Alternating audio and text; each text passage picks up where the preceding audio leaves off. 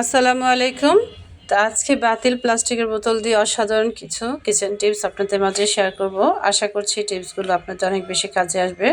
তো আমার প্রথম টিপসটি হচ্ছে, তো এই ধরনের প্লাস্টিকের বোতল অনেকের বাড়িতে থাকে, সেটা এখন থেকে আর ফেলে দিবেন না।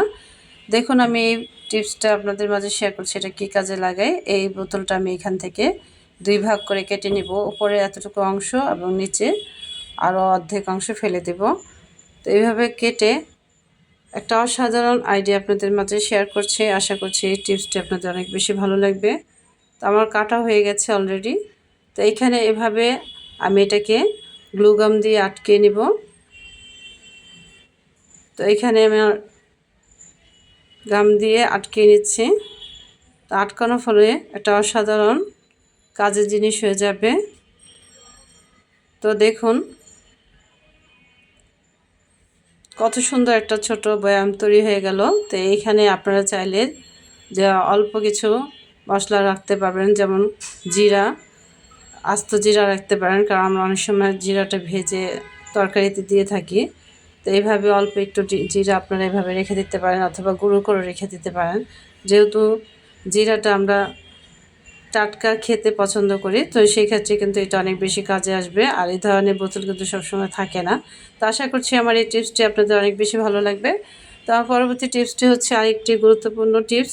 তো এখানে দুইটা ছোট সাইজের বোতল নিয়ে নিয়েছি, আর একই পরিমাণে আমি কেটে নিব। শুধুমাত্র মুখটা ফেলে দিব। মুখটা আপনারা চাইলে অন্য কাজে লাগাতে পারেন। তো যাই হোক, এভাবে এন্টি কাটার দিয়ে আস্তে আস্তে করে কিন্তু কেটে নিতে হবে। আর খুব সাবধানে কাজগুলো করতে হবে যাতে হাতে না লাগে, যেহেতু এন্টি কাটার খুব ধারালো থাকে। তো আমার কাটা হয়ে গেছে।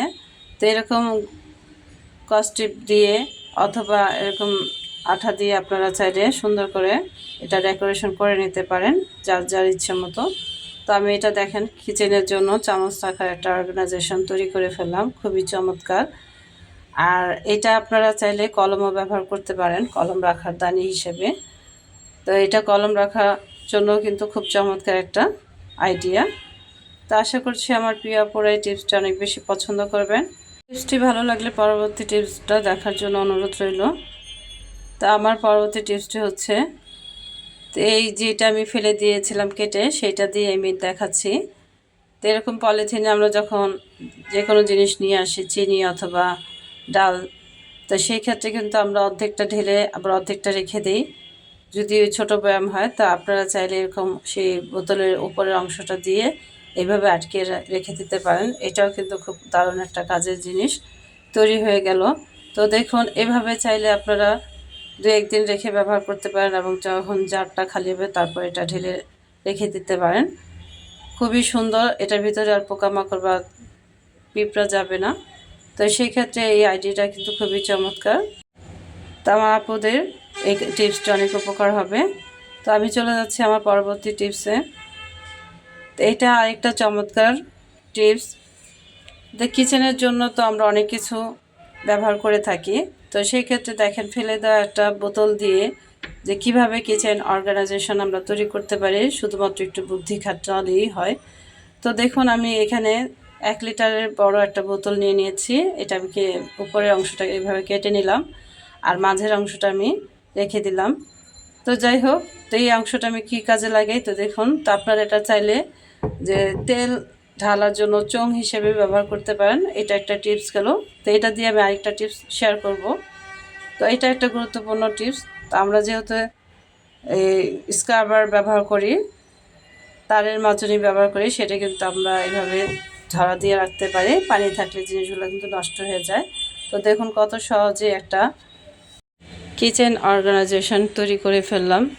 তো খুবই দারুণ। তো এইভাবে না রাখলে আপনারা চাইলে এই যে বোতলের যে উপরের অংশটা আছে, এটা ছিদ্র করে কিছুর সাথে আপনারা ঝুলিয়ে রাখতে পারেন। সেটাও কিন্তু দারুণ আইডিয়া। তো আশা করছি টিপসটি আপনাদের ভালো লাগবে। তো চলে যাচ্ছে আমার পরবর্তী টিপসে।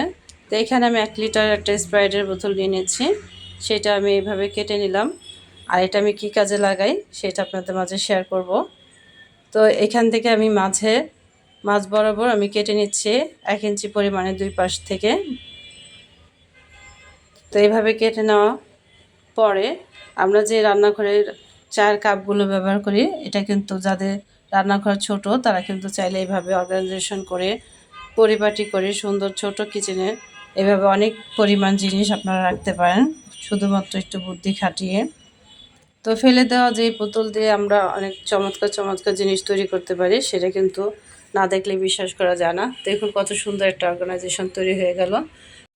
এইভাবে রাখলে কিচেনের জিনিসগুলো কিন্তু পরিষ্কার পরিপাটি থাকে এবং জীবাণুমুক্ত থাকে।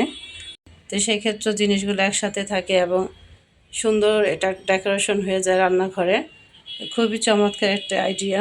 তো আশা করছি আমার প্রিয় আপুরা এই টিপসটি থেকে অনেক বেশি উপকৃত হবেন।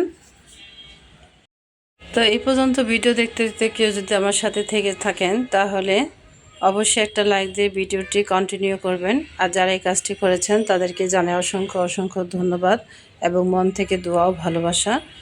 আর যারা নতুন আমার চ্যানেলটিকে আজকে প্রথম ভিজিট করছেন, যদি আমার চ্যানেলে আমার ভিডিওর কোনো অংশ ভালো লেগে থাকে বা আপনাদের উপকার আসে তাহলে সাবস্ক্রাইব করে আমার পাশে থেকে যেতে পারেন। তো পরবর্তী টিপসটি হচ্ছে আরেকটি গুরুত্বপূর্ণ টিপস। তো আমি এখানে 2টা বোতল নিয়ে নিব 1 লিটারে। তো এরকম অর্ধেক করে কেটে নিয়েছি। তো দেখুন আমরা যে রুটি বানাই সেই বেলুনটা এইভাবে যদি রেখে দিই তাহলে কিন্তু বেলুনটা জীবাণুমুক্ত থাকবে। যেহেতু আমরা বেলুনটা প্রতিদিন ধুই না, তো সেই ক্ষেত্রে কিন্তু এইভাবে আমরা সুন্দর করে রেখে দিতে পারি। এটা কিন্তু ব্যবহারের জন্য খুবই উপযোগী হবে। তো আশা করছি আমার প্রিয় আপুরা এই টিপসটি পছন্দ করবেন এবং আপনাদের অনেক কাজে আসবে ইনশাআল্লাহ। আজকের ভিডিওর শেষ এবং গুরুত্বপূর্ণ টিপসটি হচ্ছে, তো এরকম গুঁড়া সাবানের প্যাকেট আমরা সবাই ব্যবহার করে থাকি। তো এটার থেকে ঢেলে নিলে কিন্তু অনেকটা গুঁড়া সাবান পড়ে যায়।